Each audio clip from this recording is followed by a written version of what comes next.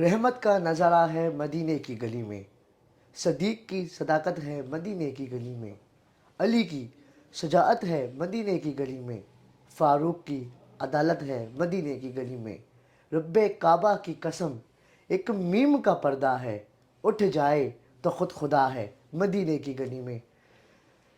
ٹیلی vision میں موجود تمام ناظرین اور یہاں موجود تمام حاضرین، بڑے پیار، ادب اور احترام سے اسد صابری کا السلام علیکم۔ وعلیکم السلام۔ ناظرین کرام، ایک مرتبہ پھر اللہ تعالیٰ کے فضل و کرم سے رمضان کا پیارا مہینہ جو ہے وہ آیا ہے۔ آج پورے پشاور میں بلکہ پورے پاکستان میں پہلا روزہ افطار ہوگا اور ملک کے دیگر ممالک میں دوسرا روزہ افطار کیا جائے گا۔ راوی کناری بسنے والے، داتا دربار کے ارد گرد رہنے والے اور پاکستان کے لوگ خصوصی پشاور کے آج پہلا روزہ افطار کریں گے۔ بہت خوبصورت بات ہے، بہت ہی پیاری بات ہے کہ اللہ تعالیٰ نے یہ پیارا مہینہ ہمیں نصیب فرمایا ہے۔ ناظرین کرام، آج ہمارے ساتھ بہت ہی پیارے چہرے موجود ہیں، نعت خوان بھی ہیں، ان سے ہم حمد و نعت بھی سنیں گے، اور عالم صاحب بھی ہیں جو کہ ابھی جو ہے ابھرتے ہوئے نوجوان ہیں، ابھی جو ہے عالم کی درس سے فائز ہوئے ہیں۔ ہمارے ساتھ موجود ہیں آج کے سیٹ پر حافظ محمد علی شاہ صاحب، بہت بہت شکریہ سر آپ کا۔ ہمارے ساتھ نعت خوان بھی موجود ہیں، پشاور کی بہت پیاری آواز، جانے پہچانے، آپ لوگ یقیناً جانتے بھی ہوں گے۔ ہمارے ساتھ موجود ہے فہد بنگر صاحب، سر آپ کا بھی بہت شکریہ۔ میں چاہوں گا کہ ٹرانسمیشن کا باقاعدہ آغاز تلاوت قرآن پاک سے شروع کریں، تو میں حافظ صاحب سے ریکویسٹ کروں گا سر آپ ٹرانسمیشن کا آغاز تلاوت قرآن پاک سے کریں۔ اعوذ باللہ من الشیطان الرجیم، بسم اللہ الرحمن الرحیم۔ والضحى والليل إذا سجى ما ودعك ربك وما قلى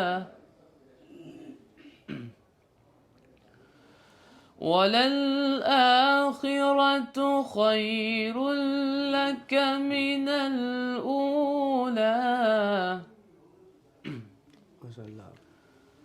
ولسوف يعطيك ربك فترضى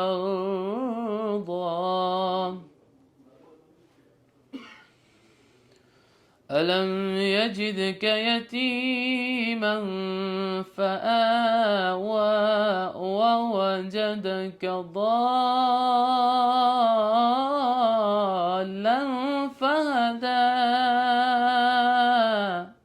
ماشاء اللہ۔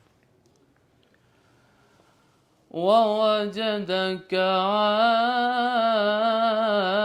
عائلا فأغنى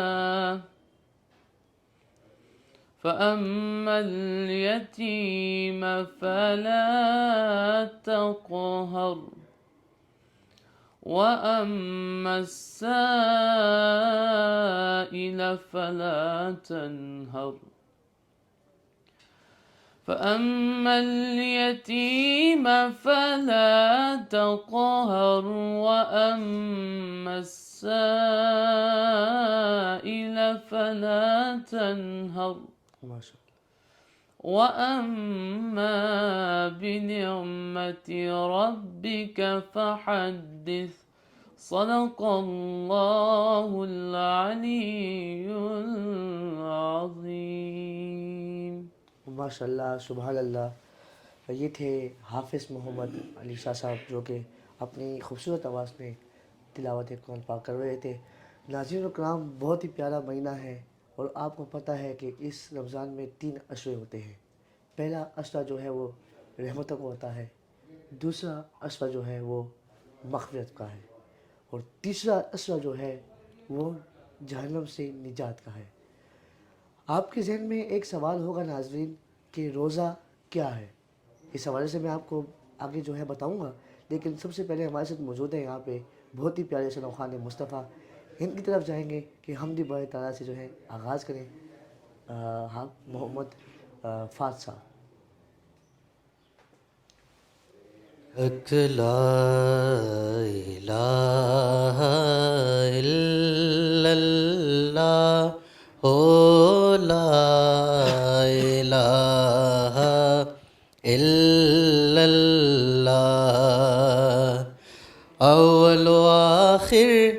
ہے اللہ، ظاہر باطن ہے اللہ، اول و آخر ہے اللہ، ظاہر باطن ہے اللہ، دونوں جہان میں ہے اللہ، ہاں لا الہ الا اللہ، اور نثار سید کونین پر میرے ماں باپ، نثار سید کونین پر میرے ماں باپ، سبق دیا بھی تو کیا لا الہ الا اللہ، او لا الہ الا اللہ، اور کسی نے پوچھا کہ جنت کی کیا قیمت ہے، کسی نے پوچھا کہ جنت کی کیا قیمت ہے، تو مصطفیٰ نے کہا لا الہ الا اللہ، ہو لا الہ الا اللہ، ہاں لا الہ الا اللہ، ہو لا الہ الا اللہ۔ ماشاء اللہ، سبحان اللہ۔ یہ تھے جناب فہد بنگش صاحب، جو کہ پیاری آواز میں اللہ رب العزت کی شان میں جو ہے وہ حمد باری تعالیٰ پیش کر ہوئے تھے۔ اور یہ اللہ پاک سے ہماری دعا ہے کہ جب دم واپسی ہو تو زبان پر جو ہے یہی کلمہ نصیب ہو کہ لا الہ الا اللہ محمد رسول اللہ۔ یہ آمین، الحمدللہ رب العالمین، سب کی یہی دعا ہوگی۔ ناظرین، ایک سوال جو ہے عموماً ہمارے ذہن میں آتا ہے کہ اہل تشیع، یہ لفظ جو ہے لوگ استعمال کرتے ہیں اہل تشیع، یہ اہل تشیع نہیں ہے، یہ لفظ ہے اہل تشیع۔ اہل تشیع جو ہے اہل تشیع کو بولتے ہیں، یہ اہل تشیع جو ہم عام زبان میں بولتے ہیں کہ شیعہ جو ہے وہ اہل تشیع ہے، یہ لفظ اہل تشیع ہے۔ اور آج ہمارے ساتھ موجود ہیں ان کے قاری صاحب، ان سے جانتے ہیں کہ اہل سنت جماعت اور اہل تشیع، ان کی جماعت میں وضو جو ہے ان میں کیا فرق ہے۔ قاری صاحب کیا کہیں گے، جو اہل سنت جماعت ہے اور اہل تشیع جو آپ کی جماعت ہے، وضو میں کیا فرق ہے؟ اعوذ باللہ من الشیطان الرجیم، بسم اللہ الرحمن الرحیم، الحمد للہ الذی جعلنا من المتمسکین بولایت علی بن ابی طالب علیہ السلام۔ میں خود دینی طالب علم ہے، علم حاصل کرتا ہوں دین کا، تو جہاں تک میری پہنچ ہے اور جہاں تک میں نے علماء کرام سے سنا ہے، تو ان سے میں نے یہ سنا ہے کہ وہ فرماتے ہیں کہ جو وضو کے کچھ بیچ میں ڈیفرنٹ ہوتا ہے ہمارا، جیسے اہل سنت کے درمیان اور اہل تشیع کے درمیان جو ڈیفرنٹ ہے، آج میں آپ کو ان کی طرف لے کے چلتا ہوں کہ وہ ایسا ہے کہ قرآن مجید کی آیت ہے کہ فَاغْسِلُوا وُجُوهَكُمْ وَأَيْدِيَكُمْ إِلَى الْمَرَافِقِ، فَاغْسِلُوا پس غسل کرو یا پس دھو لو، وجوہکم اپنے چہروں کو، اپنے چہرے کو، وَأَيْدِيَكُمْ اور اپنے ہاتھوں کو، إِلَى الْمَرَافِقِ کوہنیوں تک یا کوہنیوں سمیت۔ اب ہمارا آتا ہے یہاں پہ مسئلہ جو ہے، ہمارا یہ کوہنیوں کا جو مسئلہ ہے، اہل سنت برادران جو ہیں وہ یہاں پانی ڈال کے اس طرح وضو کرتے ہیں، پانی کو نیچے کی طرف لاتے ہیں، وہ الہ کو تک کے معنی میں لیتے ہیں، یعنی میں نے یہاں سفر کیا یہاں تک، یعنی اس کے اندر نہیں جاتے ہیں۔ تو ہم جو الہ کا معنی کرتے ہیں، الہ کے ہم 3 معنی یا 5 معنی لیتے ہیں، تو ہم الہ کو دوسرے معنی سے لیتے ہیں کہ اہل سنت برادران جو ہیں وہ لیتے ہیں الہ کو تک کے معنی میں، لیکن ہم الہ کا معنی جو لیتے ہیں سیب کے معنی میں لیتے ہیں۔ تب یہ ہمارا اور اہل سنت کے درمیان بس یہی کوہنیوں کا ہی فرق ہے کہ اہل سنت جو ہے یہاں سے پانی لے کے کوہنیوں تک ڈالتے ہیں اور ہم کوہنیوں سمیت ڈالتے ہیں۔ جی ناظرین، آپ کو یہ ڈفرینس جو ہے سمجھ میں آ گیا ہوگا، یہ جو کنفیوژن ہے یہ بھی سمجھ میں آ گئی ہوگی۔ میں نے ٹرانسمیشن سے پہلے یہ کہا تھا کہ روزہ کیا ہے۔ عموماً لوگ یہ سوچتے ہوں گے کہ روزہ کیا ہے، اور میں خود بھی سوچتا ہوں کہ روزہ کیا ہے۔ ناظرین، جیسے کہ ہم اپنے مال کی زکوٰۃ دیتے ہیں، سب دیتے ہوں گے، اور اس سے جو ہے ہمارا مال پاک ہوتا ہے، اس طرح روزہ ایسی چیز ہے کہ جس سے جسم پاک ہوتا ہے۔ روزہ اللہ تعالیٰ اور بندے کے درمیان جو ہے ایک راز ہے۔ اللہ تعالیٰ فرماتے ہیں کہ زکوٰۃ جو ہے وہ مال کو صفا کرتا ہے، اور روزہ جو ہے وہ جسم کو صفا کرتا ہے۔ حضور صلی اللہ علیہ وآلہ وسلم سے حدیث ہے، انہوں نے فرمایا کہ 4 چیزیں ایسی ہیں جو اللہ تعالیٰ نے ہماری قوم کو عطا کی ہیں، اس سے پہلے وہ کسی قوم کو عطا نہیں کی۔ یہ بہت بڑی بات ہے ہمارے لیے کہ ہمیں عطا ہوئی ہیں۔ پہلی چیز یہ ہے کہ روزہ جو ہے وہ انسان کی برائیاں جو ہے ختم کرتا ہے، یعنی کہ جسم کو صفا کرتا ہے، تو لازمی بات ہے کہ آپ برائی نہیں کریں گے۔ دوسری چیز ایسی ہے جو کہ انسان کے اندر جو ہے اب کوئی کچھ کھاتا نہیں ہے، روزہ رکھتا ہے، تو جسم سے بو آتی ہے معدے سے، تو اللہ تعالیٰ خود فرماتے ہیں کہ وہ بو جو ہے مجھے مشک سے زیادہ اچھی لگتی ہے۔ یہ بہت بڑی بات ہے ناظرین کہ ایک انسان کے جسم سے بو آتی ہے معدے سے، اور اللہ خود فرماتے ہیں کہ وہ بو جو ہے وہ مجھے مشک سے زیادہ بہتر ہے۔ فات بھائی، ایسی ہے بہت بڑی بات ہے، قاری صاحب یہی بات ہے۔ اور تیسری چیز ایسی ہے کہ جو حضرت صلی اللہ علیہ وسلم فرماتے ہیں کہ وہ تیسری بات یہ ہے کہ روزہ جو ہے جو ہم پہ احسان ہے اللہ کا، یہ بہت بڑا مہینہ ہے۔ اس میں لوگ جو ہے نجات کا ذریعہ بھی بنتا ہے، مغفرت کا بھی ذریعہ ہے، اور عبادت کا تو ذریعہ ہے ہی۔ اس چوتھی بات جو ہے وہ اس روزے کی کہ اس میں شیاطین جو ہیں وہ قید کیے جاتے ہیں، تو اس سے کوئی برائی نہیں ہوتی، ٹھیک ہے۔ تو آپ خود ہی سوچیں کہ کتنا بڑے احسان جو ہیں اللہ تعالیٰ نے ہم پہ کیے ہیں، تو ہمیں بھی چاہیے کہ ہم جو ہے روزہ رکھیں، نماز پڑھیں، عبادات کریں۔ اور ایک چیز ایسی ہے کہ حضور صلی اللہ علیہ وسلم کے پاس ایک صحابی آئے اور انہوں نے کہا کہ یا آقا یہ تو بتائیں کہ آپ نے کہا کہ عبادت جو ہے رمضان میں اس کو بہت زیادہ ثواب ہے، تو انہوں نے بولا جی بالکل ثواب تو ہے۔ صحابی نے پوچھا کہ یہ رات جو ہے وہ لیلۃ القدر کی رات ہوگی جس میں بہت زیادہ ثواب ملتا ہے؟ تو حضور صلی اللہ علیہ وسلم نے فرمایا نہیں، جس طرح مزدور جو ہے مزدوری کرتا ہے، جب اس کا کام کمپلیٹ ہو جاتا ہے تو اس کو دہاڑی ملتی ہے۔ یہ تو آپ نے سنا ہوگا ناظرین، بہت پیاری کہاوت ہے کہ مزدور کی مزدوری پسینے سے سوکھنے سے پہلے اس کو اس کا حق دینا چاہیے۔